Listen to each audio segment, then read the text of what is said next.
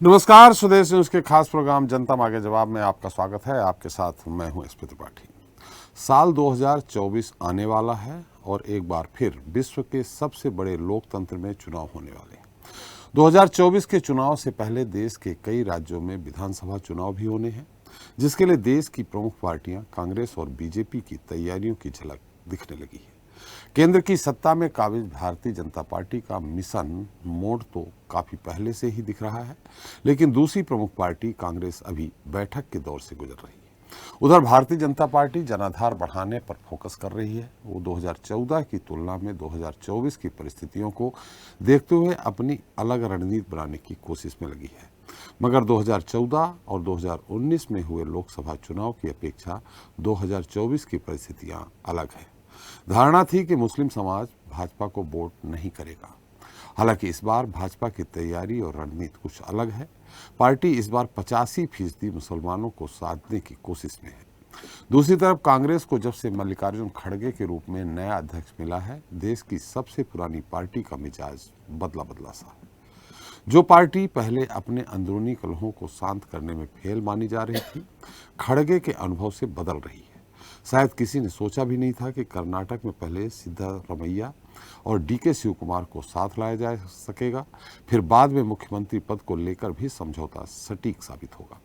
राजस्थान में जो सचिन पायलट अपनी पार्टी बनाने की सोच रहे थे, अचानक से शांत पड़ गए और अब छत्तीसगढ़ में टीएस सिंहदेव को डिप्टी सीएम बनाना काफी कुछ संकेत दे रहा है। खैर, साल 2024 चुनावी साल है और विश्व के सबसे बड़े लोकतंत्र में चुनाव होना है।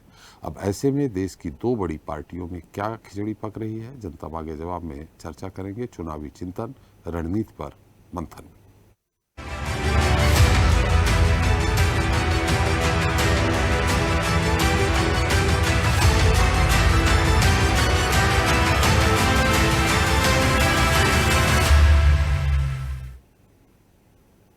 तो लोकसभा चुनाव को लेकर बीजेपी संगठन के स्तर पर बड़े बदलाव की तैयारी में है। पार्टी ने माइक्रो मैनेजमेंट का east north south mega plan बनाया है। बीजेपी ने पार्टी के कामकाज को सरल बनाने के लिए देश भर के राज्यों और केंद्र शासित प्रदेशों को 3 सेक्टर ईस्ट, नॉर्थ और साउथ में बांटा है और पार्टी के शीर्ष नेता एक एक सेक्टर के प्रमुख नेताओं और संगठन मंत्री के साथ बैठक करेंगे। मेगा प्लान का खाका गृह मंत्री अमित शाह, बीजेपी अध्यक्ष जेपी नड्डा और संगठन मंत्री बीएल संतोष को की 3 दौर की बैठक में खींचा गया। प्रधानमंत्री नरेंद्र मोदी ने भी बुधवार को रात में बैठक की। उसके बाद प्रधानमंत्री नरेंद्र मोदी ने अपनी सरकार के मंत्रियों को साफ संदेश दिया है कि अगला चुनाव पिछड़ा, दलित, वंचित, शोषित वर्ग के मुद्दे पर लड़ा जाएगा।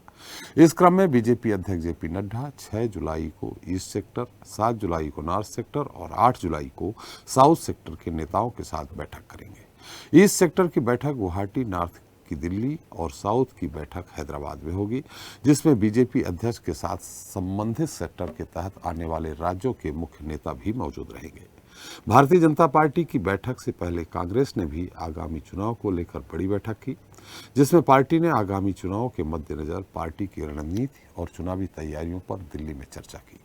वहीं कांग्रेस पार्टी में चल रहे कलह की खबरों की बात करें तो जो पार्टी पहले अपने अंदरूनी कलह को शांत करने में फेल मानी जा रही थी, वो खड़गे के अध्यक्ष बनने के बाद काफी कुछ सफल हुई है। कर्नाटक में सिद्धारमैया और डीके शिव कुमार का समझौता इसका बड़ा उदाहरण है। उधर राजस्थान में जो सचिन पायलट अपनी पार्टी बनाने की सोच रहे थे, वो सचिन पायलट अचानक से शांत पड़ गए और छत्तीसगढ़ में टीएस सिंहदेव को डिप्टी सीएम बनाना काफी कुछ बताता है। राहुल गांधी और मल्लिकार्जुन खड़गे की कार्यशैली में एक बड़ा फर्क सामने आ रहा है। जब तक राहुल गांधी कांग्रेस के अध्यक्ष थे, ओल्ड बनाम यंग गार्ड की लड़ाई जग जाहिर थी, लेकिन खड़गे के हाथ में कमान आने के बाद उन्होंने एक सटीक तालमेल बैठाने का काम किया है। अभी उन्हें अध्यक्ष की कुर्सी संभाले 250 से कुछ दिन ज्यादा नहीं हुए हैं, लेकिन इनकी एक रणनीति साफ दिख रही है। वो चुनावी जीत से पहले इस बात पर जोर दे रहे हैं कि पार्टी के अंदर की जारी गुटबाजी को खत्म किया जाए। अगर खत्म ना भी किया जाए तो कम से कम चुनाव तक उसे कंट्रोल में रखा जाए। खैर, चलिए इसी मुद्दे पर चर्चा करेंगे, जिसके लिए हमारे साथ जुड़ रहे हैं दिल्ली से बीजेपी नेता प्रदीप बैस जी हैं, मध्य प्रदेश से कांग्रेस प्रवक्ता संजय महेंद्रा जी हैं, आप नेता प्रीति खरे जी हैं, वरिष्ठ पत्रकार डॉक्टर सत्यप्रकाश शर्मा जी हैं और स्वदेश न्यूज के managing editor R P Srivastava ji हैं। आप सभी का हमारे इस खास कार्यक्रम में बहुत बहुत स्वागत है। सबसे पहले प्रीति जी आपसे ही शुरू करते हैं, क्योंकि यहाँ बीजेपी के प्लान की और कांग्रेस की इम्तहान की बात चल रही है, तो आपकी कि आप कहते हैं कि जिन राज्यों में चुनाव होने हैं और 2024 के लोकसभा चुनाव में सत्ता की कुंजी आपके हाथ में होगी। तो एक तरफ तो बीजेपी अपनी नई नई रणनीति बना रही है, उधर कांग्रेस भी काफ़ी कुछ कर रही है, लेकिन आपके नेता केजरीवाल जी अभी अध्यादेश पे ही उलझे हुए हैं कि केंद्र से जो अध्यादेश जारी हुआ है उसको ख़त्म करें, कांग्रेस हमारा साथ दे, वहीं पे उलझे हुए हैं। ऐसे में कैसे आप सत्ता की कुंजी अपने पास रखेंगे? नहीं, आज हम लोग चर्चा कर रहे हैं 2024 के चुनाव की, और नहीं, मध्य प्रदेश चुनाव की भी कर लेते हैं, राजस्थान की भी, छत्तीसगढ़ की भी। हाँ, तो 2024 में चुनाव तो पूरे देश में ही होना है। हम लोग लोकसभा चुनाव की आज चर्चा करने के लिए यहाँ पर बैठे हुए हैं। और रही बात अध्यादेश की, तो उसके ऊपर चर्चा चल रही है। पार्लियामेंट के पहले कांग्रेस ने बोला है कि इसके ऊपर चर्चा होगी, तो वो विषय मुझे नहीं लगता कि अभी यहाँ पर डिस्कस करना वाजिब होगा। और अध्यादेश के ऊपर चर्चा हुई है और आगे भी अध्यादेश पे चर्चा हम कर ही नहीं रहे। हम आपसे सवाल ये कह रहे हैं कि सब अपनी अपनी आपकी तैयारी कुछ नहीं दिख रही है, आप वो अध्यादेश पे ही उलझे हुए हैं। एक तरफ मध्य प्रदेश में भी आप चुनाव लड़ने जा रहे हैं, राजस्थान में भी लड़ने जा रहे हैं, छत्तीसगढ़ में भी लड़ने जा रहे हैं, और ये भी कह रहे हैं कि हमारे पास इतनी सीटें होंगी कि हम सत्ता की कुंजी अपने पास रखेंगे। इन आपका कहीं कुछ दिख ही नहीं रहा तैयारी। नहीं, आपकी तैयारी देखने से पहले हमको ये देखना है कि जो पिछले 9 साल में बीजेपी की यहाँ पर सरकार रही है उसने देश को क्या दिया है। पहले हम लोग उस पर चर्चा कर लेते हैं। जब बीजेपी की सरकार यहाँ आई थी तो विकास के नाम को लेकर यहाँ आई थी। मध्य प्रदेश की बात कर रहे हैं कि दिल्ली? नहीं, देश की बात कर रही हूँ मैं लोकसभा चुनाव की बात कर रही हूँ, क्योंकि आज मेरे ख्याल से मुद्दा यही है। जी जी, तो संपूर्ण चुनाव मुद्दा है, अकेले लोकसभा नहीं है। जो 5 राज्य मैंने कहा भी है, 5 राज्यों में जो चुनाव होने हैं उसकी भी तैयारी। ओके, तो बीजेपी जब सत्ता में आई थी तो बीजेपी विकास का नाम लेकर सत्ता में आई थी। बीजेपी कुछ जुमलेबाजी करके 15 लाख रुपए हर एक के खाते में देने के नाम पर सत्ता में आई थी। और 9 साल में पूरे देश ने देख लिया है कि जो भी बीजेपी ने वादा किया था वो सारा जुमलेबाजी है जी। और इस तरह के जुमलेबाजियों का असर अगले चुनाव में पड़ेगा, और जिसका कि बेनिफिट ऑफकोर्स दूसरी पार्टीज को मिलेगा। बात अगर हम 15 लाख की करें तो 15 लाख तो बीजेपी सरकार ने किसी को दिया नहीं, जो जेबों में था वो और नोटबंदी करके छीन लिया। तो ये था उनका जुमला 15 लाख वाला। बात थी विकास की कि पूरे देश में विकास होगा, विकास होगा। विकास के नाम पर देश बेचना शुरू कर दिया। ये है बीजेपी का विकास। तो ये सारी चीजें जनता समझ रही है, इसलिए अगला जो चुनाव है 2024 वाला वो काफी अलग होगा, काफी हटके होगा। बीजेपी के जो भी जुमलेबाजी मुद्दे होंगे, जो भी मैनिफेस्टो होगा, जो भी उनके प्रॉमिसेस होंगे, जनता अब उसको मानने वाली नहीं है। बेरोजगारी बीजेपी को नहीं मानेगी तो कांग्रेस को मानेगी, उनकी तैयारी चल रही है, लेकिन आपको कहां आगे मानेगी? आप अभी राज्यों में लड़ाई कर रही है। अगला चुनाव जो है, अगले जहां जहां चुनाव है वहां हर राज्यों में लड़ने के लिए तैयार है आप, और पूरे दमखम से पूरी सीटों पर लड़ रही है।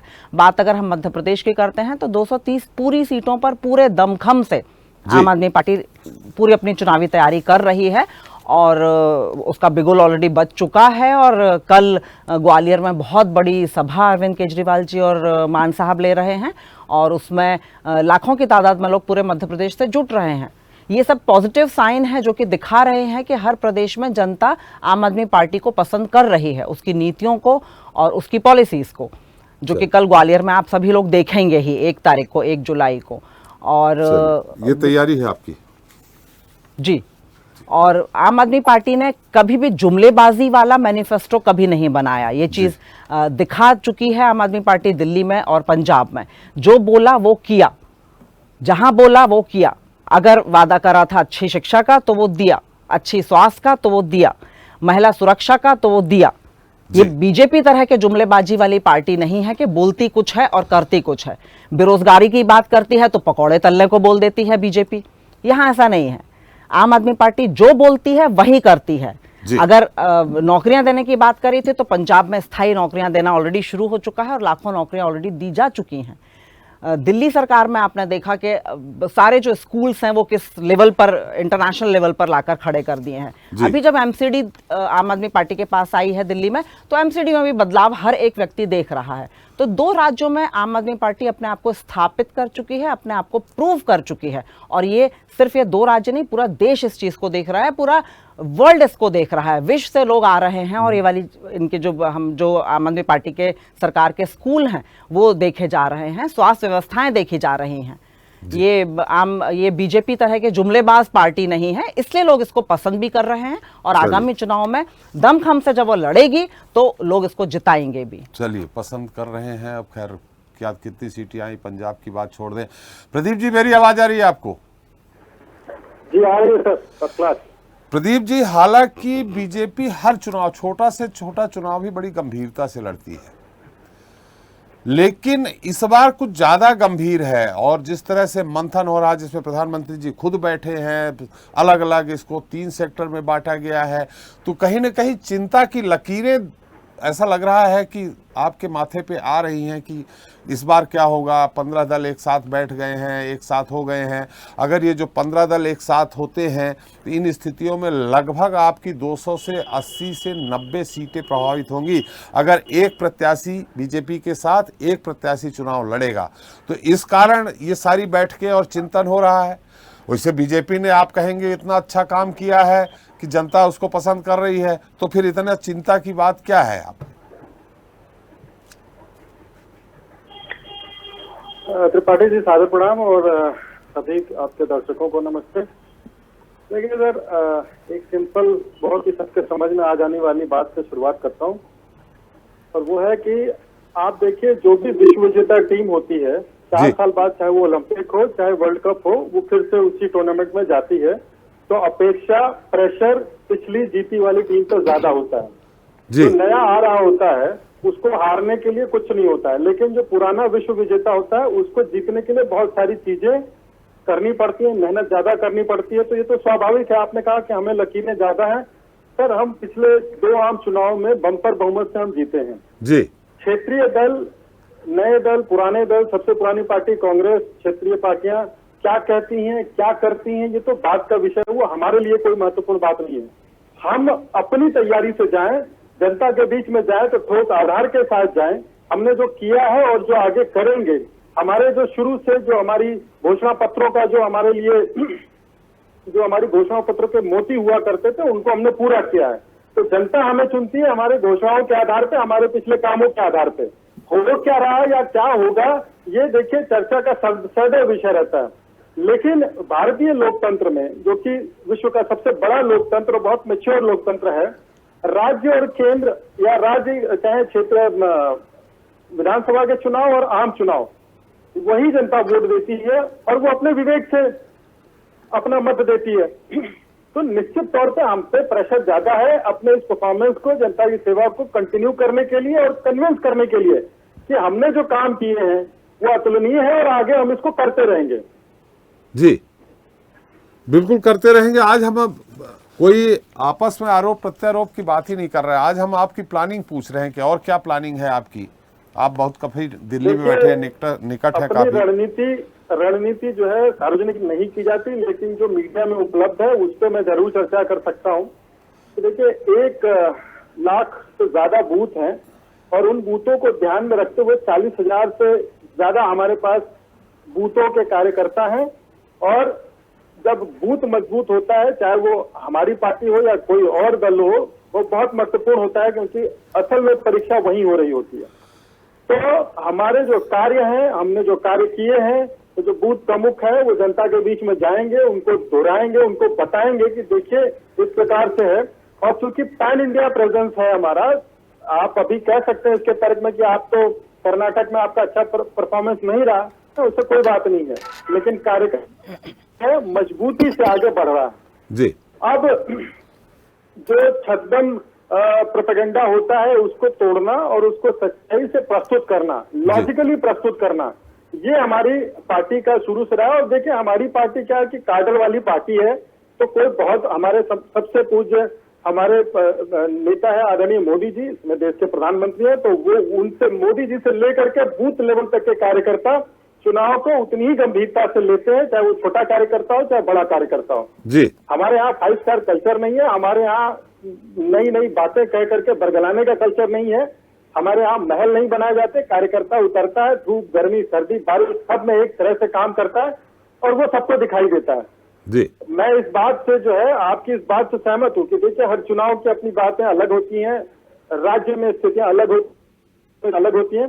तो चूंकि हमारी तैयारी केंद्र को लेकर के है, तो जितनी अब तक की बातें आपको विभिन्न माध्यमों से मिली है, मेरे पास भी उतना ही कहने के लिए। हाँ, मैं थोड़ा एक्स्ट्रा जरूर कह सकता हूँ कि हम ज्यादा अन्य से जो है जोश में है। 14 का मुझे चुनाव याद है और फिर 19 का चुनाव हम उसी जोश से लड़े थे और उसके अब लड़ रहे हैं जी हम दूसरे को क्रिटिसाइज करने में या दूसरे की बुराई करके अपनी अच्छाई बताने में हम लोग यकीन नहीं रखते।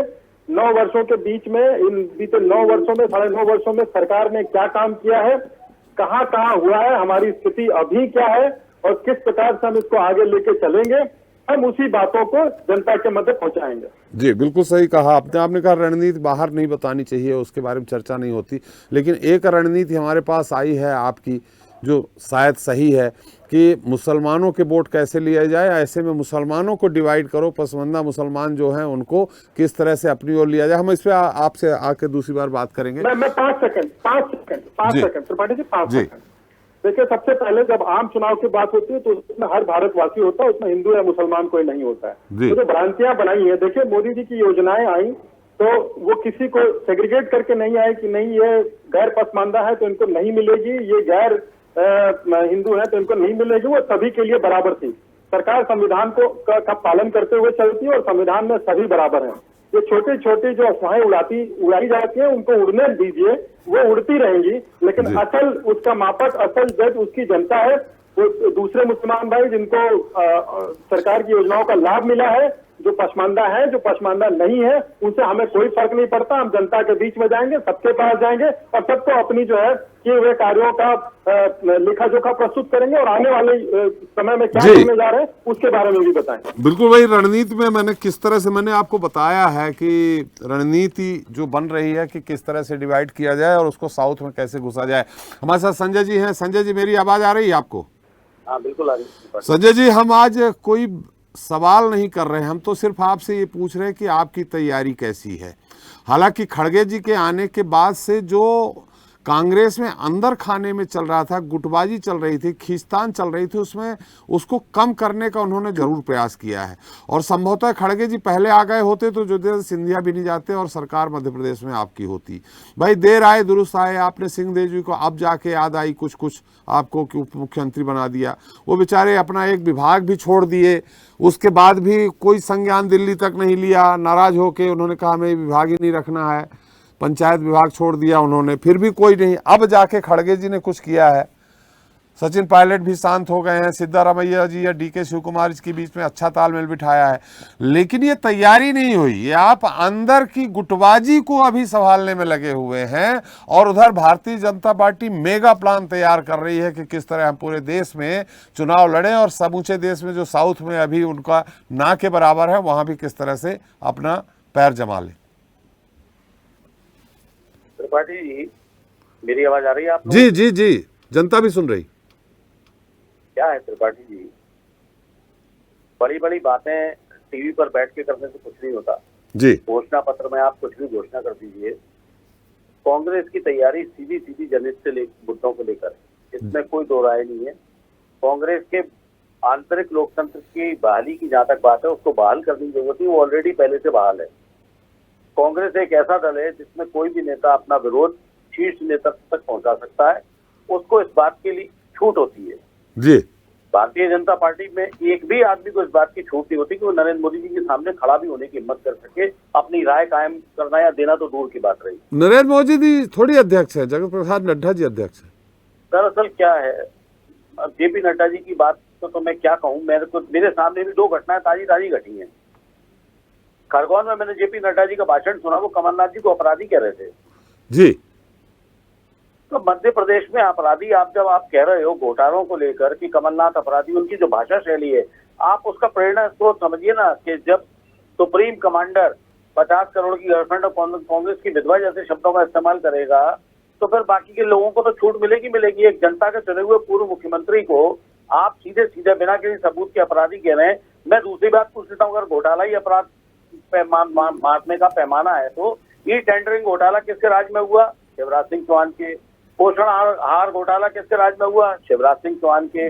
व्यापम घोटाला किसके राज में हुआ? शिवराज सिंह चौहान के। डंपर घोटाला किसके राज में हुआ? शिवराज सिंह चौहान के। तो इसका मतलब सबसे बड़े घोटालेबाज और अपराधी वो शिवराज सिंह चौहान जी है, पहली बात। दूसरी बात, जिस लोकतंत्र की बात और दुहाई आरोपी कह सकते हैं आप, अपराधी कैसे आप कह सकते? कोई घोटाला प्रूफ हुआ क्या? मैंने नहीं कहा, मैं तो नड्डा जी के शब्दों को दोहरा रहा हूँ, उनके अपराधी मापने के पैमाने को ठहरा रहा हूँ। मैं नहीं कह रहा किसी को अपराधी जी, मैं तो ये कह रहा हूँ कि जो आपका पैमाना है उस पैमाने पर आप सबसे पहले अपने गिरबान में झांक रहे हैं, पहली बात। दूसरी बात, जिस लोकतंत्र की आप दुहाई देते हैं, मैं 2 या 3 दिन पहले एक निजी चैनल के संवाददाता को घेर कर जिस तरह शर्मिंदगी हुई और घेरा गया और उस तक चिल्ला के कहा कि भाजपा के लोग गुंडागर्दी कर रहे हैं, मुझे शिवराज सिंह चौहान का नाम लेने से रोक रहे हैं। मैं क्या कोई बात कह नहीं सकता शिवराज सिंह चौहान का नाम लेके? तो उन्होंने कहा नहीं कह सकते। तो ये तो भारतीय जनता पार्टी का चाल चरित्र और चेहरा है। अब रहा सवाल, ये कौन सा उदाहरण दे दिया आपने? एबीपी न्यूज के संवाददाता के साथ मैं आपको वीडियो भेज दूंगा पर्सनली, जी सब जगह वायरल है जी। अच्छा, अब दूसरी बात कर लेते हैं तैयारियों की। तो जुमलेबाजी से कोई भी घोषणा पत्र तैयार नहीं होता। मिल गए लोगों को 2 करोड़ रोजगार। सर आप अपनी तैयारी बता दीजिए। मैं तो कह रहा हूँ ना, तो मैंने पहली लाइन में कांग्रेस की तैयारी बता दी थी। कांग्रेस सिर्फ और सिर्फ जनहित के मुद्दों पर चुनाव लड़ेगी जी, चाहे वो राज्यों का चुनाव हो 2023 का, चाहे वो 2024 का लोकसभा चुनाव हो। और कांग्रेस जनता को साथ लेके लड़ रही है। भारतीय जनता पार्टी में मध्य प्रदेश में किस हद तक भगदड़ मची हुई है सबको पता है कि 300 400 कार्यकर्ताओं के साथ लोग छोड़ कर आ रहे हैं। आपने सिंधिया जी का नाम लिया था, सिंधिया जी को हमने कहीं जाने नहीं दिया था। सिंधिया जी अपनी अति राजनीतिक महत्वाकांक्षा की वजह से चले गए छोड़ के जी। उनको तो कांग्रेस ने 18 साल। अरे अगर उनकी बात सुन लेते, उनको राज्यसभा की टिकट घोषित कर देते, उनको भोपाल में बंगला दे देते, माने जो सिंधिया जी कांग्रेस के किंग मेकर कहे जा रहे थे, उनको भोपाल में माने कमलनाथ जी ने बंगला तक अलाट नहीं किया, उनकी एप्लीकेशन पे एप्लीकेशन आती रही। तो मेरे को तो एक सवाल का जवाब मिल जाए। भारतीय जनता पार्टी के अभी पूर्व विधायक भामावत ने बड़े मंच से सिंधिया जी के लिए कितने अपमानजनक शब्दों का इस्तेमाल किया, मैं चैनल पर बोलकर बताऊं या आप सबको पता है? नहीं पता तो मैं बता देता हूं। उन्होंने भरे मन से सिंधिया को नामर्द कह दिया। तो ये इज्जत कमाने गए थे कि सिंधिया जी भाजपा में, तो फिर तो बहुत ही, हमको कुछ कहना ही नहीं है। चलिए, तो मैंने रंज है आपको कहीं ना कहीं सिंधिया जी के जाने का? नहीं, हमको किसी बात का कोई रंज नहीं है। देखिए, कांग्रेस एक इतना विशाल संगठन है कि इसमें सैकड़ों लोग आते हैं, सैकड़ों लोग जाते हैं। बात विचारधारा की है। जो विचारधारा के साथ टिका रहेगा, जो विचारधारा के साथ काम करेगा, जो जनहित की बात करेगा, जो जनता के बीच। आज राहुल गांधी गए ना मणिपुर, मणिपुर मिलने गए ना प्रधानमंत्री के, तो मुंह से मणिपुर नाम भी नहीं निकला। तो आप एक बात तो देखिए, भारतीय जनता पार्टी को इस देश के नागरिकों से तो कोई लेना देना ही नहीं। कोई मरे कोई जले, हजारों बेघर हो गए, लाखों लोगों की दुर्गति हो रही है वहां, पर उनको तो कुछ। अगला घोषणा पत्र 24 का चुनाव, 23 का चुनाव, और आप समझ लो सारी बातें किस तरीके की करना है। इसको पसमानदा मुसलमान को, भैया मैं कह रहा हूँ हिंदुओं की दहेज प्रथा ही बंद करा दो। भले ही आप दहेज प्रथा बंद है, कानूनन दहेज प्रथा बंद है संजय जी। तो मैं आपकी इस बात से बिल्कुल सहमत हूँ। सबसे मैं त्रिपाठी जी आपकी बात को बड़ा कर देता हूँ। मैं तो खुद कह रहा हूँ कानून बंद है, उसके बाद भी दहेज रुक गया क्या? अरे ऐसे तो भ्रष्टाचार किसी डायरी में लिखा है कि भ्रष्टाचार करो, भ्रष्टाचार बंद है, लेकिन भ्रष्टाचार होता ही है सब जगह। आपके राजीव जी नहीं कहा था, राजीव गांधी जी नहीं कहा था। देखिए, मैं तो पहली बार में इस बात को कह रहा हूँ ना कि जो चीजें देश के अंदर लगातार होती है, उनको लेकर जनता को भ्रमित मत कीजिए। आप उनको लेकर बरगलाने का काम मत कीजिए कि हम इनकम टैक्स नहीं देने देंगे, मोदी जी प्रधानमंत्री बन जाएंगे तो 100 रुपए लीटर डीजल पेट्रोल मिलने लगेगा। आपने लोगों को छोड़ दिया, आपने लोगों से कह दिया 2 करोड़ रोजगार मिल जाएंगे, आपने लोगों से कह दिया कि मतलब आपकी तैयारी बीजेपी के निगेटिव उसमें है, आपकी तैयारी बीजेपी की निगेटिव उसमें ऋणात्मक तैयारी है, आपकी धनात्मक नहीं है। तो इसी को भाई आप समझिए, देश में लोकतंत्र है, संविधान मौजूद है, तो आप जनहित की बातों पर ही तो बात करेंगे ना जनता से। यही तैयारी है जी। जुमलेबाजी और लोगों को बरगलाने का क्या काम है? चलिए, तैयारी बहुत बढ़िया है। प्रदीप जी, आ रहा हूं मैं आपके पास, आ रहा हूं थोड़ा। सत्य प्रकाश जी और जी बोलिए प्रदीप जी। त्रिपाठी जी, इतने वर्षों का आपका अनुभव है, मैं आपको एक बात बताना चाहूंगा कि देखिए, पार्टियां चलती हैं संगठन से, और संगठन के बिना कोई कितनी भी बढ़िया बातें कर ले, उससे होता नहीं है। उत्तर प्रदेश एक ऐसा राज्य है जहाँ से कि आप जैसे पत्रकार बंधुओं ने बोला कि देखिए केंद्र का रास्ता उत्तर प्रदेश से जाता है जी और उत्तर प्रदेश का रास्ता पूर्वी उत्तर प्रदेश से होकर जाता है। आप बताइए कांग्रेस का संगठन खड़ा हो पाया क्या अभी तक उत्तर प्रदेश? जी मैं बिल्कुल। जवाब दे देता हूँ, मैं जवाब दे दूँ त्रिपाठी जी? थोड़ा सत्य प्रकाश जी और उनकी टिप्पणी उसके बाद जवाब दे दीजिएगा। हाँ बिल्कुल बिल्कुल, थोड़ी सी आवाज बढ़ा दीजिएगा, प्रदीप जी की आवाज कम आ रही है, थोड़ी सी जी आवाज बढ़ा दीजिए। चलिए बढ़वा देता हूँ। सत्य प्रकाश जी, जिस तरह से तैयारी बीजेपी की चल रही है, हालांकि कांग्रेस बहुत कुछ सफल हुई भाई, एक इंदिरा जी ने कहा था कि कांग्रेस को कांग्रेसी ही हरवाएंगे, बाकी कोई नहीं हरा सकता, ये इंदिरा जी ने कहा था। तो आज खड़गे जी ये काम बहुत अच्छा कर रहे हैं कि अपने अंदरूनी कलह को समाप्त कर रहे हैं, जो जरूरी भी था। तैयारी में जिस तरह से बीजेपी बूथ लेवल तक जाके, बूथ लेवल मोदी जी संबोधित कर गए 10 लाख कार्यकर्ताओं को जो हर बूथ पे पहुंचेंगे, लेकिन क्या यूसीसी आने से, समान नागरिक संहिता आने से पसमंदा मुसलमान जिनके लिए उस काफ़ी प्रयासरत हैं कि हम उनके मार्फत साउथ में भी घुसेंगे और उनके वोटों के जरिए हम अपना, अगर वोट प्रतिशत एंटी इनकम्बेंसी के कारण थोड़ा बहुत कम होगा, उसको हम बैलेंस कर लेंगे। क्या आपको लगता है कि वो आएंगे इनकी तरफ? देखिए त्रिपाठी जी, ये बिल्कुल आपने सही कहा। कई दशक पहले इंदिरा जी ने कहा, लेकिन जी ये चीज जी मैं अपने तकनीकी साथियों से कहता हूं कि आवाज़ थोड़े से प्रदीप जी की भी बढ़ा दें और महेंद्र जी की आवाज़ को ठीक करें। जी हाँ, देखिए ये एक लंबे समय से जी ये चीज देखी गई है त्रिपाठी जी कि कांग्रेस की जब भी हार हुई है, चाहे राज्य का मामला हो या केंद्र का हो, तो उसमें कांग्रेस के अंदर जो फैक्शनिज्म है या infighting within the leaders, among the leaders जी ये चीजें बड़ा कारण रही। तो ये प्रूव्ड भी हुई है पहले। अब आपने कहा कि जब खरगे साहब अगर पार्टी को लीड कर रहे हैं और उनकी लीडरशिप में 3 स्टेट का आपने उदाहरण भी दे दिया जी कि कई स्टेट में, जहां छत्तीसगढ़ का दिया आपने, कर्नाटक का दिया, राजस्थान का दिया, यहाँ आपने देखा कि जो अंतर कलह था या ग्रुपबाजी थी वो कहीं ना कहीं बंद हो गई है।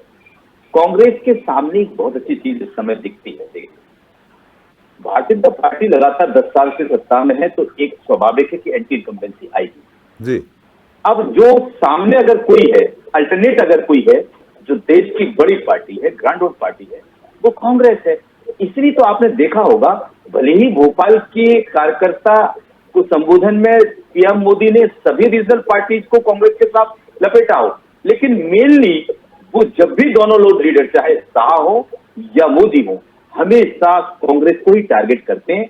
उसके पीछे एक बड़ा कारण है कि कांग्रेस पुरानी पार्टी होने के साथ साथ देश के हर राज्य में कहीं ना कहीं दिख जाती है। लेकिन अब भारतीय जनता पार्टी का आपने कहा कि 10 लाख बूथ पर उन्होंने कई लाख वर्कर्स को संबोधित किया और वो बहुत दमदारी किया। उनमें ये भी एक बड़ा अच्छा प्रयोग है। एक पन्ना प्रमुख का तात्पर्य जो इलेक्टोरेट के पन्ने होते हैं, जी उस पन्ने का किसी पोलिंग बूथ पर भी प्रभारी बना दिया। मध्य प्रदेश में तो और आगे चल के उनके आधे पन्ने का प्रभारी बना दिया। जी यानी कि एक पन्ने में मान लो 50 लोग हैं और 50 में से अगर उनने 25 एक लीडर को दे दिए, 25 एक लीडर को दे दिए, अगर उसने 25 में से भी 12 को भी वो बनाने में सफल रहा तो वोट शेयर तो इनका बढ़ेगा। प्लानिंग हालांकि बहुत अच्छी है, लेकिन यूसीसी का जो आपने मुद्दा उठाया, क्या पसमानदा मुस्लिम इससे प्रभावित होंगे?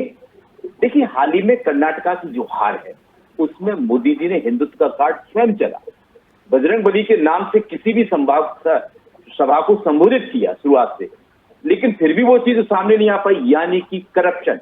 जी अगर जो स्टेट के इलेक्शन हैं वहां पर कांग्रेस या उसकी जो भी अपोनेंट पार्टी है सामने, वो अगर इस मुद्दे को आगे लाती है तो निश्चित रूप से वो कहीं ना कहीं जो बड़े लंबे समय से सरकारें चल रही उनको गिराने में कामयाब हो सकती है। लेकिन मोदी का जो दाव है यूसीसी का, देखिए भारतीय जनता पार्टी का जनसंघ के समय से 3 उसके एजेंडाज रहे हैं। पहला रहा है 370 demolition from the Jammu and Kashmir, दूसरा राम मंदिर का निर्माण और तीसरा यूसीसी यूनिफॉर्म सिविल कोड। अगर ये अब तीसरा मुद्दा है, देखो 2 मुद्दों पर कहीं ना कहीं प्रधानमंत्री मोदी, एक तो पहली मनमोहन की मनमोहन जी की सरकार के फेल्यूर को गिनाकर और अपने गुजरात के मॉडल को दिखाकर वो सत्ता में आए। दूसरा, उन्होंने नेशनलिज्म का साथ चला और उसी दौरान उन्होंने कहीं ना कहीं 370 और राम मंदिर के निर्माण के लिए रास्ता प्रशस्त किया। लेकिन तीसरा जो एजेंडा है, ये उनके चुनाव का आखिरी एजेंडा और उनकी पार्टी का मेन आइडियोलॉजी है, जिसको वो लॉन्च करने जा रहा है और उसकी लॉन्चिंग मध्य प्रदेश के भोपाल से उन्होंने स्वयं कर दी है।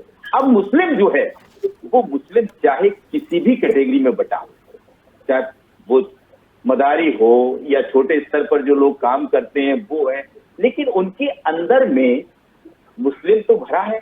उनके जो रीति रिवाज है वो तो वही है जो शरीयत कहती है। हालांकि ये रीति रिवाजों को इफेक्ट नहीं करेगा, लेकिन रीति रिवाज के हिसाब से जो पर्सनल लॉज हैं उनको तो डायरेक्टली इफेक्ट करेगा। इसलिए ये उनको पटाने का तरीका नहीं है कि उनको पटाने के लिए उन्होंने कहीं उनमें बाइफरकेट किया, उनमें ऐसा कुछ नहीं है। वो तो सीधा सीधा हिंदुत्व की आइडियोलॉजी को मानने वाले या हिंदू वोटर्स को पोलराइज करने का एक बड़ा दाव उन्होंने तीसरी बार खेला है। और ये दाव अगर चल गया तो चाहे अपोजिशन पार्टी एक भी हो जाए तो शायद उसको बीट नहीं कर पाएंगे। लेकिन आपको पता है कि 2019 में भारतीय जनता पार्टी का जो वोट शेयर था वो अराउंड 37% था और रिमेनिंग जो वोट शेयर था वो दूसरी पार्टी को था।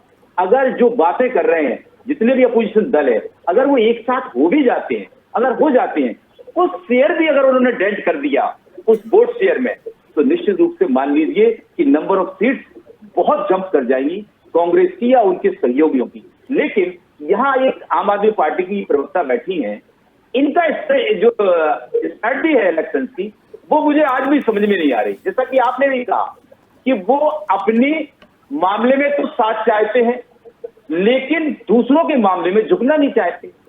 क्या ऐसे ही दो राज्यों की सत्ता में रहकर आप 2024 में मोदी जैसे लीडर को चैलेंज दे पाएंगे या अपने लीडर्स को बार बार जेल में भिजवाते रहेंगे? अगर ये सब चीजें हैं, अगर सबको अपनी सुरक्षा की चिंता है, रक्षा की चिंता है, तो इनको मोदी जैसी लीडरशिप के सामने यूनाइटेडली स्ट्रांगली खड़ा होना पड़ेगा, तभी ये उस व्यक्तित्व को हिला सकते हैं। क्योंकि भारतीय जनता पार्टी एक बड़ी पार्टी, कैंपेन के मामले में बहुत जबरदस्त पार्टी है और जैसा कि वर्ल्ड वाइड उनका जो एलिमिनेशन हुआ है इनका, मोदी का, उसको बनाने में वो पूरा प्रयास करेगी और उनको विश्व गुरु की तरह प्रस्तुत करने का प्रयास करेगी। और इस प्रयास में हिंदुत्व के साथ अगर इसको जोड़ा जाएगा, यानी नेशनलिज्म प्लस हिंदुत्व दोनों का अगर फ्लेवर जुड़ गया तो भारतीय जनता पार्टी एक मजबूत पार्टी 2024 में भी दिखेगी। जी श्रीवास्तव जी, आपकी इस पूरे मुद्दे पे टिप्पणी चाहेंगे, लेकिन क्या लगता है कि मतलब चाहे एंटी इनकमेंसी के कारण हो, चाहे खड़गे जी जिस तरह से सामंजस्य बना के सबको चलने का प्रयास कर रहे हैं वो हो, क्या बेहतर रिजल्ट 2024 में आएगा कांग्रेस का? देखिए त्रिपाठी जी, जब खड़गे जी जिस समय परिवारवाद की बात चल रही थी भारतीय जनता पार्टी की ओर से, तो उस समय इस दौरान जो खड़गे जी को राष्ट्रीय अध्यक्ष बनाया गया जी, और जिन राज्यों में चुनाव हुए, आप समझिए गुजरात को छोड़ दीजिए जहाँ पर काफ़ी बुरी स्थिति में कांग्रेस आई, तो उनके अध्यक्ष बनने के बाद हिमाचल में कांग्रेस चुनाव जीती, इसके बाद कर्नाटका में जीती। कर्नाटका में भी कम अंतर विरोध नहीं था, वहाँ DK शिव कुमार और सिद्धारमैया के बीच में काफ़ी दूरी थी खाई थी, लेकिन उसको किसी तरह से, ये उनका गृह राज्य था इसलिए जो उन्होंने उसको मैनेज किया और काफ़ी सफाई से मैनेज किया। बाद में ये भी लग रहा था कि चुनाव रिजल्ट आने के बाद हो सकता है कि दोनों के आपसी खींचतान में कांग्रेस को नुकसान हो, लेकिन ऐसा नहीं हुआ। जहाँ तक छत्तीसगढ़ का सवाल, आपने देखा होगा कि पिछले बार जो है भूपेश बघेल और इनके बीच में जो है TS बाबा के बीच में काफ़ी तलखी रही है और TS बाबा ने कह दिया था कि मैं अपना फैसला जल्दी खुद करूँगा, तो ये तलखी रही है। उसका एक रीज़न ये था कि वो जो 2.5 साल का जो, हालांकि कोई ऐसे पब्लिक डोमेन में कुछ ऐसा नहीं था, अंदर खाने में ही रहा हो 2.5 साल CM बनने का जो प्रोग्राम है, लेकिन उसको भी किसी न किसी तरह से उन्होंने मैनेज किया। और एक जो वरिष्ठ कांग्रेसी नेता और एक उम्रदराज नेता होने के नाते हमें लगता है गार्जियन के रूप में उन्होंने बड़ी कोशिश की। यही कोशिश अब वो राजस्थान में कर रहे हैं, पायलट और इनके बीच में। तो ये एक सबसे बड़ी बात। अब मैं 2-3 बातों पर, भारतीय राजनीति का एक सबसे महत्वपूर्ण शब्द है ध्रुवीकरण, और पिछले सालों में, पिछले 2-3 चुनाव में तो काफ़ी होने लगा, चाहे हिंदुत्व को लेकर ध्रुवीकरण हो, चाहे अन्य चीज़ों को लेकर के हो, कास्टिज्म को लेकर के हो, ये हम होना एक बहुत बड़ा फैक्टर हो गया। और उसमें ये जो अभी जो आया पसमानदा मुसलमानों को लेकर के कि इनका कैसे ध्रुवीकरण किया जाए, भारतीय जनता पार्टी की जो स्ट्रैटेजी है, और अभी बीच में कई मीटिंग में भी आया कि इन तक पहुंचा जाए। बिल्कुल पहुंचना चाहिए, हर पार्टी का ये जो है रुख होना चाहिए कि पूरे देश में जो भी समाज है सबके साथ सामंजस्य बिठा लेने की, एक हिंदू समाज को अलग कर दे, मुसलमान समाज को अलग कर दे। आप एक चीज़ ध्यान रखिएगा कि इन्होंने जितनी भी योजनाएं चलाई हैं, आप समझिए जैसे जो है प्रधानमंत्री आवास हुआ, 5 किलो अनाज हुआ, और भी योजनाएं जो लेके आ रहे हैं, ज़्यादातर उन्हीं पसमानदा मुसलमान जो सब अति पिछड़े समाज, पिछड़ा माना जाता है, गरीब तबके के लोग हैं, इसका लाभ उनको सबसे ज़्यादा मिला। और पिछले चुनाव में आपने देखा होगा कि इनका ये एक बहुत बड़ा फैक्टर था दलित वोट बैंक में, जहाँ जिन पर ज़्यादा मिला, केंद्र सरकार की योजनाओं का मिला, तमाम चीज़, इसको वो ले आके पोलराइज करने की कोशिश कर रहे हैं, न कि बांट के। यूसीसी से हो सकता है कि उनको नुकसान हो सकता है कि समझ में आए, लेकिन हमें लगता है कि जहाँ तक पिछले मैं उत्तर प्रदेश के चुनाव में था और देखा कि ज़्यादातर असर इन्हीं चीज़ों का बहुत ज़्यादा पड़ा। तो अब आप ये समझिए कि किस तरह से पोलराइज करेंगे, ध्रुवीकरण कैसे करेंगे, ये एक सबसे बड़ी बात है। दूसरी बात है कि चूँकि भारतीय जनता पार्टी कार्डर बेस्ड पार्टी है और पूरे देश में अब उनका कार्डर है, चाहे जिन राज्यों में उनकी सरकारें नहीं है या साउथ में अभी उनका उतना बड़ा जनाधार नहीं है, फिर भी वहाँ पर कार्डर है उनका जगह जगह। आप तमिलनाडु में देख लीजिए, आप केरला में देखिए, इसी तरह से कर्नाटक में, तमाम राज्यों में है। तो ऐसा नहीं कि उनका कार्डर नहीं, बशर्ते कि वहाँ की परिस्थितियों के अनुरूप वो चल नहीं पाती। जहाँ तक उत्तर भारत का सवाल है, वहाँ पर उनका कार्डर बहुत ही मजबूत है और जगह जगह पर है, चाहे पन्ना प्रमुख हो, चाहे आधे प्रमुख हो, चाहे पूरे प्रमुख हो, या फिर बूथ मैनेजमेंट हो, वहाँ पर काफ़ी मजबूत है और वो वहाँ पर काम भी करे। और हमें लगता है कि 2014 का चुनाव के बाद 2019 का चुनाव संगठन काफ़ी मजबूत हुआ है और उसके कड़ी बहुत इसका विस्तार हुआ है। तो इससे लड़ना होगा कांग्रेस को। और जहाँ तक विभिन्न दलों का सवाल है, इकट्ठा होकर के जो इनको चुनौती देने वाली बात करें, तो इसका कहीं न कहीं इनका भान जो है भारतीय जनता पार्टी को है। नहीं तो प्रधानमंत्री ने जिस धमकी भरे अंदाज में आगे भोपाल में बोला कि हम जो है जो भ्रष्टाचार की गारंटी है उनको हम सबक सिखाएंगे, या जिस तरह से उनको सबको जेल भेजेंगे जो लोग भ्रष्टाचार में हैं, ऐसे नेताओं को, तो विपक्ष पर पूरे हमलावर हैं। और शायद यही वजह है कि ये जो दल जो इकट्ठा हो रहे हैं उन पर पूरी तैयारी करे, उसका लेगवर्क करके भारतीय जनता पार्टी जो है अगले चुनाव में जाने की तैयारी में है। बिल्कुल, लेकिन आपने ये चाहे पन्ना प्रमुख हो, चाहे आधा पन्ना प्रमुख हो, ये सब बन गए थे 2018 के पहले। उसके बाद भी 3 राज्य हार गए थे, मध्य प्रदेश, छत्तीसगढ़ और राजस्थान। ये सब पन्ना प्रमुख होते हुए। जी संजय जी, आप कुछ कहना चाह रहे थे, उत्तर देना चाह रहे थे सत्यप्रकाश जी के पहले। मैं अभी देख रहा था कि जो बताया गया कि चुनाव दलितों, शोषितों, वंचितों के लिए उनको लेकर लड़ा जाएगा। व्यापारियों का तो कंज्यूमर निकाल दिया भारतीय जनता पार्टी ने जी, नोटबंदी से निकाल दिया, इसीलिए व्यापारियों को छोड़ दिया है। मैं बता तो रहा हूँ त्रिपाठी जी, आपकी बात पूरी होने से पहले ही आपको सारे सवालों का जवाब मिलेगा। जी, व्यापारी तो चले गए। आप आज की स्थिति में व्यापारियों और व्यापार की हालत देख लीजिए क्या है। जीएसटी कितनी टिपिकल है, उसमें कितने संशोधन हो गए, मेरे ख्याल से इसकी कोई गलती नहीं है, 50-55 हो गए, 100 के करीब संशोधन हुए। हाँ, तो अब आप देखिए 2014 से ये लोग जो पूर्ण बहुमत की सरकार पाकर देश के ऊपर राज करके बिना किसी ठोस आर्थिक नीति के अपने नेता को जबरन व्हाट्सएप यूनिवर्सिटी और फेसबुक यूनिवर्सिटी और विश्वगुरु प्रचारित करने की बात करते हैं। उनकी आर्थिक स्थिति की दयनीय दशा देख लीजिए आप कि 100 से ज्यादा संशोधन तो हो गए जीएसटी में। नोटबंदी में जितने नोट थे उतने नोट वापस आ गए, मगर सबसे बड़ा घोटाला नोटबंदी में नोटों की अदला बदली में हो गया। कितने कितने परसेंट पर लोगों के नोट बदलवा दिए गए। काला धन लाने की बात थी, वो सब गायब हो गया। देखिए, और रहा सवाल बूथ मजबूत का, ये बड़ा महत्वपूर्ण बात है। माफी चाहता हूँ, भारतीय जनता पार्टी बार बार कहती भाई हम कैडर बेस्ड पार्टी, हमारे बूथ बड़े मजबूत। अब किस मुंह से बूथ पे जाओगे जब जनता की कमर तोड़ दी आपने महंगाई से? जनता वोट देने आएगी तो बूथ पे, लेकिन देगी तो आपकी नीतियों पे। ये आपका कोई बहुत अच्छा आदमी मेरा नाम पढ़ के बता देगा कि साहब ये संजय महेंद्र आए तो मैं इस नाम से खुश होकर मोदी जी को वोट दे दूंगा। मैं सारी समस्या संजय जी आपके ही नेता दिग्विजय सिंह जी कहा करते थे कि चुनाव मैनेजमेंट से जीते जाते हैं, विकास कार्यों से नहीं। आपको ध्यान हो, 98 में उन्होंने कहा था चुनाव जीतने के बाद। मैं तो इतना स्पष्टवादी प्रवक्ता हूं और कांग्रेस के लोकतंत्र की ये खास बात है कि मेरे अगर किसी नेता ने अगर कोई गलत बात की तो मैं उसका समर्थन करने को बाध्य नहीं हूं। ये तो हुई सीधा सीधा जवाब। जी मैनेजमेंट होना चाहिए जनता के हित का, जी, ना कि बूथ का मैनेजमेंट होना चाहिए ना, बिल्कुल। लेकिन आपकी नीतियां तो ऐसी हो जो आप डिलीवर कर सको जनता को। आपके पास देने को कुछ है ही नहीं।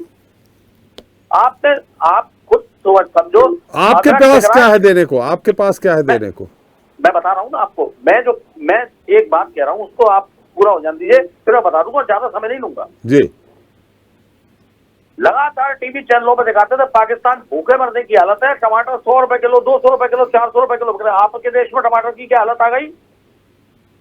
दूसरी बात, जिस 5 किलो अनाज को बांटने की आप बात करो, देश की 80 करोड़ जनता की आपने आर्थिक स्थिति ऐसी कर दी है कि वो आपके दिए 5 किलो अनाज से निर्भर है। जी, उनके पास कोई काम धंधा नहीं है, उनके पास कोई काम धंधा ही नहीं है। क्यों? अभी भी जिन पसमानदा मुसलमानों की बात हो रही है, जिनको लाभ, देखिए 3 मुद्दे थे, तीनों मुद्दे जो सत्यप्रकाश जी ने कहे थे कि धारा 370, राम मंदिर और समान नागरिक संहिता और समान नागरिक संहिता। मुझे आप एक बात बता दो, इन सब बातों में धारा 370 से एक आम हिंदुस्तानी का क्या लाभ है? नंबर 1, नौकरियों को क्या लाभ है धारा 370 से? नंबर 2, मैं पूरे देश के परिप्रेक्ष्य में बात कर रहा हूं, किसी एक व्यक्तिगत प्रदेश की इसकी बात नहीं कर रहा हूं।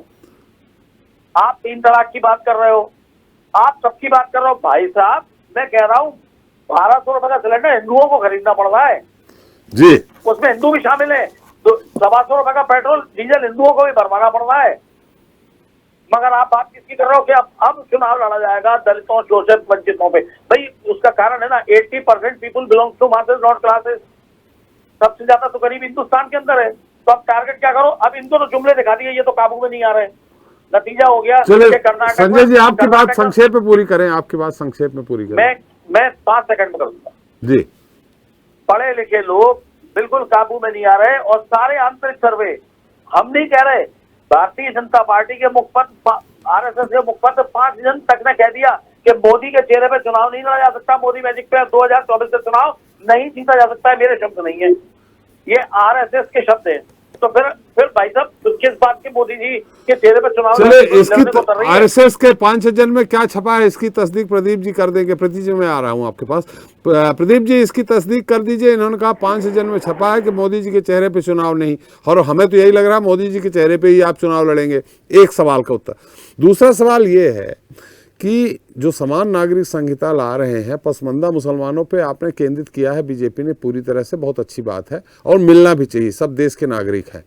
लेकिन जो समान नागरिक संहिता यूसीसी लेके आएंगे, उसमें सबसे ज़्यादा शरीयत प्रभावित हो रही है जो कहते हैं उनके, और मुस्लिम बोर्ड ने जो इनका, उन्होंने कह दिया है कि हम इसका विरोध करेंगे। आप ईसाई भी उसमें प्रभावित हो रहे हैं, पारसी भी उसमें प्रभावित हो रहे हैं, आदिवासी भी उसमें प्रभावित हो रहे हैं, लेकिन ये आपका मुख्य एजेंडा है तो आप लाएंगे ही। ऐसे में पसमानदा मुसलमान आपको कैसे पसंद करें? त्रिपाठी जी, आधी आबादी जी, अगर मुस्लिम बहनों की अगर आप बात करें और उन्हें बिना किसी दबाव में या कंडीशन ऑफ एनोनिमिटी, यानी नाम न बोले जाने की स्थिति में अगर उनसे कोई बात पूछता है तो वो बड़े दिल खोल के कहती हैं कि सभी को बराबर अधिकार मिलना चाहिए। अभी अब मैं एक एग्जांपल दे के बता सकता हूँ कि 4 भाइयों में एक भाई के बेटा नहीं है, बेटियां ही हैं। अब 4 भाइयों में संपत्ति बटी तो जिस व्यक्ति के अगर बेटा नहीं है तो बेटियों का अधिकार बनता है। ये स्वाभाविक सी और प्राकृतिक बात हो सकती है जी, लेकिन अभी स्थिति वैसी नहीं है। तो जिसको काफी समय से अधिकार नहीं मिला है, जिसको जो बाकी बहनों को जिस प्रकार से मिलता है वैसी अगर समरूपता आ रही है तो उनको क्या परेशानी होगी? क्योंकि जानकारी एक होती है और अफवाह एक होती है। असल में प्रॉब्लम यही है कि लोग जो है कन्विंस नहीं कर पा रहे हैं कि हमें क्यों चुने। भारतीय जनता पार्टी के पास काम है दिखाने के लिए। इनको नहीं लगता भाई इनकी बेरोजगारी आई है, इनको शासन नहीं मिल रहा है। जो भी विपक्ष के दल हैं, जिस भी आधार पे आ रहे हैं, सिवाय फेक न्यूज फैलाने के, अफवाहें फैलाने के कुछ नहीं हो रहा है। देखिए, निश्चित तौर पे आम चुनाव जब रिजल्ट आएगा तो इससे संजय जी आ रहा हूँ आपके पास, बात पूरी हो जाने दीजिए, मैं आ जाऊंगा। लेकिन देखिए, खटपटाहट में आदमी जो है अपना विवेक खो देता है और वही होता जा रहा है। आप तर्कहीन सवाल पूछेंगे, तर्कहीन बातें करेंगे तो वो भी सब जनता देखती है। और भारत देश की जनता महान जनता है, देवतुल्य जनता है, और वो कभी भी अपने निर्णय में चूकती नहीं है। ये तो 2 आम चुनाव इसके उदाहरण है। हम जनता जनार्दन को नतमस्तक होकर के अपनी बातों को बताते हैं। इनके पास अगर वो क्षमता नहीं है तो विलाप करना स्वाभाविक है। और देखिए, चुनाव जब आते हैं तो हर पार्टी अपनी अपनी तैयारी के हिसाब से चलती है। निश्चित तौर पर कांग्रेस की ये तैयारी होगी या अन्य दलों की ये तैयारी होगी, वो अपनी बात कह रहे हैं, स्वतंत्र है कहने के लिए। लेकिन असल मावक्त पार्टी की जनता है। और जहां तक यूसीसी का सवाल है, आप देखिए, कोई भी विवेकशील व्यक्ति निश्चित तौर पर जानता है कि केवल कुछ लोग की मठाधीशी चलती है इसमें, उनकी दुकानें चलती हैं, और उसके आधार पर तुम हमारा फेवर करो, हम तुम्हारा फेवर कर रहे हैं। मीठा तो गप गप, खट्टा तो, कड़वा तो थू थू, ऐसे वही लोग हैं जो इसका विरोध कर रहे हैं। गोवा में ईसाई जनसंख्या ज्यादा है, वहां पे यूनिफॉर्म सिविल कोड आज से नहीं कई वर्षों से लागू है। और क्या परेशानी है किसी को? अगर है परेशानी तो देखा जाएगा। गोवा में तो अभी तक इस तरह की कोई बात नहीं आई। जी जी, गोवा में नहीं आई, लेकिन पूरे हिंदुस्तान में आदिवासियों की आप सोच रहे हैं 9% करीब आदिवासी हैं। जी, आदिवासियों ने अपनी बात रखी है, जहां पे विचार मंगा उन्होंने बात रखी है। आदिवासी समाज ने अफवाहें फैलाने का काम नहीं किया है। जी, लेकिन ये कानून आने के बाद उनकी रीत रिवाज तो खत्म ही हो जाएगी ना। निश्चित तौर पर देखिए, अगर सबके विचार मंगाए गए हैं तो उनको उनके व्यक्तिगत सम्मान। देखिए, संविधान कहता है कि ओरिजिनल जो इंटेंट है संविधान का वो बदला नहीं जाना चाहिए। डायरेक्टिव प्रिंसिपल महत्वपूर्ण है, और फंडामेंटल राइट की जो लोग बात करते हैं उनको थोड़ा सा पढ़ लेना चाहिए। इंदिरा जी ने भी एक फंडामेंटल राइट खत्म किया था, जो कि बहुत महत्वपूर्ण फंडामेंटल राइट था, वो संपत्ति का अधिकार था। अगर आज वो होता तो कांग्रेस का ही लाभ करता, लेकिन स्वर्गीय इंदिरा गांधी जी ने उसको समाप्त कर दिया था, क्योंकि वो देश के विकास में रोड़ा उस समय बन रहा था। आप जो जहां तक ये बात कर रहे हैं कि अगर 4 लड़कियां हैं, दूसरे के पास लड़का है तो उन लोगों को अधिकार नहीं, ये किसने कहा? आपने? ये पारसी में है, मुस्लिम अपनी लड़कियों को संपत्ति दे सकते हैं, देते भी हैं। मैं आप किसी ज्ञानी से पूछ लीजिए, 4 अगर मुस्लिम भाई हैं, उनमें 3 के पास बच्चे हैं तो उनकी संपत्ति उसको जाएगी, लेकिन अगर एक की बिटिया है तो सारी संपत्ति उसको नहीं जाएगी, नहीं जाएगा उसका। ये अगर वो कानूनन कोर्ट में जाके देना चाहे तो दे सकते हैं, ऐसा नहीं है। सर, कितने मामलों में अब देखिए, कौन बहन आएगी इस तरह से लड़ाई झगड़ा करने के लिए? आप देखिए समाज की क्या स्थिति है, खास करके गरीब मुसलमानों में कितनी उनको संविधान की जानकारी है। और हमने आपसे सवाल किया था कि इन स्थितियों में पसमंदा मुसलमान किस तरह से पसंद करेंगे आपको, आपने कह दिया ये वाला कि हमने ये कॉमन सिविल कोड लेकर के आएंगे तो मुस्लिम भी इसको फेवर कर रहे हैं। तो मुस्लिम संगठन इसका विरोध क्यों कर रहे हैं? नहीं सर, देखिए, कौन से मुस्लिम संगठन विरोध कर रहे हैं? लगातार आपके उत्तर प्रदेश में ही बैठक हुई है। नहीं, उत्तर प्रदेश में बैठक हुई है, कौन से? मदनी साहब ने कहा है, फरमान जारी किया है कि हम इसका विरोध करेंगे। मदनी साहब क्या पसमानदा मुसलमानों के भी नेता हैं? पसमंदा मुसलमान कोई अलग से नहीं है, वो गरीब तबके के जो लोग हैं उनको आप पसमंदा मुसलमान कह रहे हैं। त्रिपाठी जी, जब हिंदुओं के मतों की बारी आती है तो वहां पे कह दिया जाता है ये फलाना है, ये फलाना है, ये फलाना है, ये फलाना है। और मुसलमानों की जब बात आती है, वो क्या भारत के नागरिक नहीं है? आप सिया और सुन्नी 2 हैं, उसमें दोनों में पसमंदा है।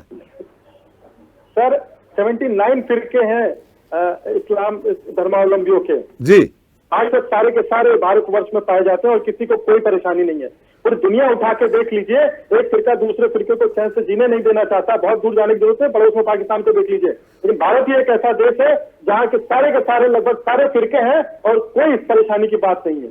सब मुख्य धारा में शामिल होने के लिए जी जान से लगे हुए। ये कांग्रेस की बात पुरानी हो गई, सबसे पुरानी पार्टी है, सबसे अधिक समय तक इन लोगों ने शासन किया है।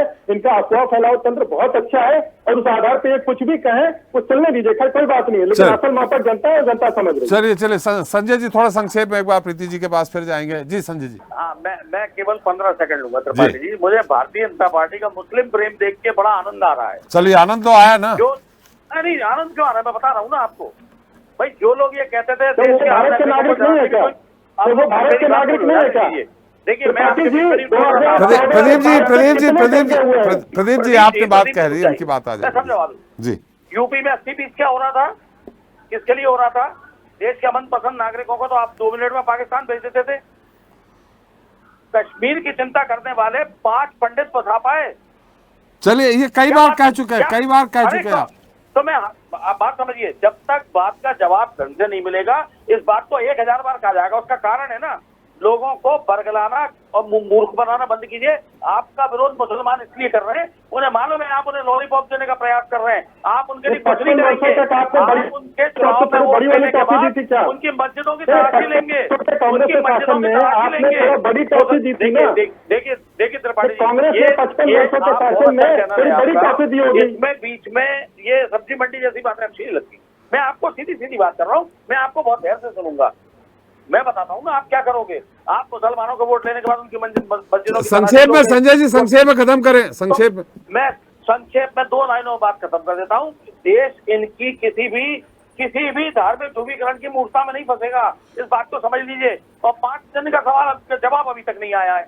चलिए, वो नहीं देख पाए होंगे हमारे साथ प्रीति जी। एक बार फिर प्रीति जी के पास चलते हैं। प्रीति जी, कहा जाता है कि केजरीवाल जी जब मतलब नहीं रहता तो उसकी तरफ देखते भी नहीं है। अन्ना हजारे कहाँ हैं आजकल, आपको पता है क्या? ये तो आप बिल्कुल ही गलत इल्जाम लगा रहे हैं। और अरे मनीष सिसोदिया जी से मिलने तक नहीं गए?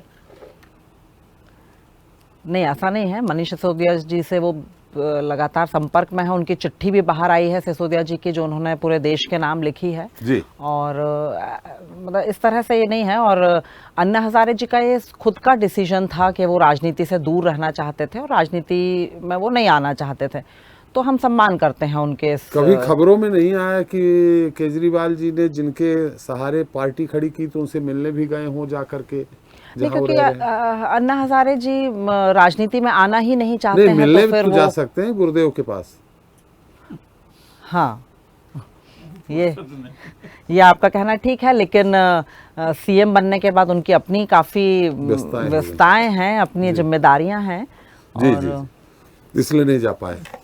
हो सकता है कि अन्ना हजारे जी ने ही मना कर दिया था कि हमारा, उन्होंने उसके कुछ अलग अलग बयान आए थे कि हमारे चेले ऐसे नहीं हो सकते। कुछ आपको ज्यादा अच्छे मालूम होगा क्या? नहीं, क्योंकि देखिए अन्ना हजारे जी कभी भी इस पूरे जो उनका जो था, ये वाला जो मतलब भ्रष्टाचार के खिलाफ जो लड़ाई थी उनकी शुरुआती से, तो इसको कभी भी पॉलिटिकल एंगल देना नहीं चाहते थे। और जब केजरीवाल जी ने इसको एक पॉलिटिकल पार्टी के रूप में फॉर्म करा, सब करा, तो यकीनन वो नाराज थे उनसे। और स्वीकार किया। आपको मैं सैल्यूट करता हूँ, आप प्रवक्ता होकर भी स्वीकार किया आपने। नाराज जो सही है वो सही है। और उसके बाद लेकिन अरविंद केजरीवाल जी का अपना सेल्फ डिसीजन था। अन्ना हजारे जी जैसा सोचते हैं और वो पॉलिटिक्स में नहीं इन्वॉल्व होना चाहते हैं या किसी भी पॉलिटिशियन से नहीं टच में रहना चाहते हैं, वो उनका अपना पर्सनल डिसीजन है। चलिए, मनीष जी ने थोड़ी कहा होगा कि हमसे मिलने मत आओ। खैर, श्रीवास्तव जी, आपसे हम इस पूरे मुद्दे पे एक टिप्पणी जानना चाहते हैं, सुनना चाहते हैं। देखिए त्रिपाठी जी, आने वाला जो चुनाव है 2023 का विधानसभा चुनाव है या लोकसभा चुनाव, निश्चित रूप से 2 बड़े दल, खास करके भारतीय जनता पार्टी जिस तरह से 3 सेक्टर में अपनी पूरी के माध्यम से पूरे देश भर में अपनी रणनीति बना रही है, ठीक उसी तरह से कांग्रेस भी अपनी एक तैयारी में सबसे पहले अंदरूनी कलह को दूर करने की कोशिश कर रही है और शायद उसको फ़ायदा भी मिलेगा, मिला भी है। तो एक तरह से जो लामबंद हो रहे हैं दल, जो विरोधी दल जो भी हैं, 15-20 दलों का 15 दल जो अभी इकट्ठा हुए थे, उनमें ज़्यादातर दल ऐसे हैं जिनकी सरकारें हैं राज्यों में, जहाँ पर विधानसभा लोकसभा की सीटें भी उनके पास हैं। तो अब ये रहता है कि एक चुनौती तो बनेगी। अब उस चुनौती का जिस तरह से भारतीय जनता पार्टी और ख़ास करके मोदी जी जैसा प्रभावशाली और एक तरह से dynamic leader Bharatiya Janata party के पास है, तो इन चीज़ों का काट जरूर ढूंढेंगे। लेकिन आने वाले समय में एक चीज़ ये देखना होगा कि अब 2014-2019 जैसा हमें लगता है कि चुनाव होने की स्थिति नहीं है। यह चुनाव कुछ अलग ही ढंग से होगा और इसकी सफलता कितनी मिलेगी और इसको किसके सर पे ताज मिलेगा, ये देखने वाली बात होगी। लेकिन ये चुनाव आने वाला 2024 का, इन 5 राज्यों के चुनाव के बाद पूरी भारतीय जनता पार्टी पूरी कमर कसी हैट्रिक लगाने के लिए और उसको तोड़ने के प्रयास कर रही हैं अन्य दल। तो एक जो है व्यवस्था आपको देखना होगा कि आने वाले समय में किस तरह से क्या क्या सीटों का बंटवारा, तमाम चीज़ें, बहुत सारे झगड़े भी होंगे और उन पर उनको कैसे निपटना होगा, इनका सामंजस्य कैसे बिठाना होगा, ये अन्य दलों को सोचना पड़ेगा। जी, बिल्कुल सही कहा संजय जी। बिल्कुल अंतिम बाल में आप छक्का मारने का प्रयास करते, समय समाप्त हो गया, तब आप कह रहे हैं कि आपको भी बोलना है। केवल 2 लाइन में अपनी बात समाप्त करूंगा, कोई चक्कर नहीं मारूंगा। 2 मैं तो लाइन ये है, कह 2 रहा हूं, लाइन। हाँ, मतलब कांग्रेस के ऊपर जिस तुष्टीकरण का, मुस्लिम तुष्टीकरण का इल्जाम लगाया करते थे, भारतीय जनता पार्टी को आज गोद में बिठाने को तैयार है। इसको क्या कह देंगे आप? इसको ये कहते हैं कि हम विकास कर रहे हैं। तो कांग्रेस क्या कर रही थी? अगर कांग्रेस मुस्लिमों के हित की बात कर रही थी, कांग्रेस मुस्लिम समाज के पिछड़े तबके को आगे बढ़ाने का काम कर रही थी, तो कांग्रेस क्या कर रही थी? वो काम तो आज भारतीय जनता पार्टी करने लगी, वो भी मुंह दिखाई, अंदरूनी नहीं। संजय जी, हाथी के दांत दिखाने के अलग होते, खाने के अलग होते, इतना तो समझ लीजिए। चलिए, हमारा समय भी समाप्त हो गया। बहुत बहुत धन्यवाद आपका, प्रदीप जी आपका, प्रीति जी आपका और आरपी श्रीवास्तव जी आपका हमारे साथ चर्चा में शरीक होने के लिए और अपना अमूल्य समय देने के लिए। तो कर्नाटक, राजस्थान और छत्तीसगढ़ में लिए गए एक्शनों ने मल्लिकार्जुन खड़गे की सियासी साख को काफी बढ़ा दिया, लेकिन उनके सामने कई चुनौतियां अब भी बाकी हैं। सबसे बड़ी चुनौती तो हिंदी बेल्ट में पार्टी के खिसक चुके जनाधार को वापस लाना है, क्योंकि बिना इन राज्यों के सपोर्ट के दिल्ली की कुर्सी में नहीं विराजा जा सकता। तो दूसरी तरफ भाजपा अपने मेगा माइक्रो प्लान के तहत हिंदी राज्यों में अपना जनाधार कायम रखने के साथ पसमानदा मुसलमान के वोटों के सहारे उस क्षेत्र में भी पांव जमाना चाहती है जहां उसका जनाधार नहीं है या ना के बराबर है। बहरहाल देखना अहम होगा कि 2024 के रण में किसकी रणनीति सफल होती है, किसकी नहीं। जनता मांगे जवाब में इतना ही। नमस्कार। अगर आपको हमारा वीडियो पसंद आया तो लाइक, शेयर, कमेंट, सब्सक्राइब करें, बेल आइकन का बटन दबाएं। हमारी वेबसाइट swdeshlive.com पर जाना ना भूलें।